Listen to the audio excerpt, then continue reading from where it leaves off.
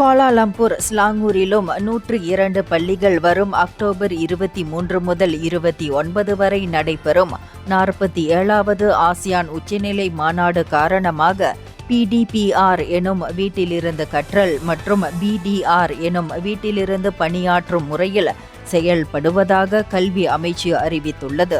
மாநாடு நடைபெறும் காலத்தில் பாதுகாப்பு நடவடிக்கைகள், சாலை மூடல் ஆகிய காரணமாக சில பகுதிகளில் போக்குவரத்து சிரமம் ஏற்படும் என எதிர்பார்க்கப்படுகிறது.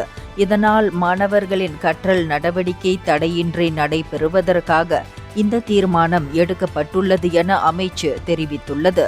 கோவிட்-19 காலத்திலும் இதற்கு முன் மே மாதத்தில் நடந்த ஆசியான் மாநாட்டின் போதும் PDPR மற்றும் BDR நடைமுறைகள் பயனுள்ளதாக இருந்தன.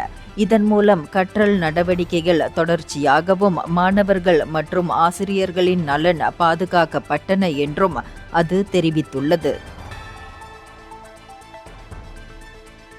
இந்தியர்களின் இதய குரல் மக்களோசை.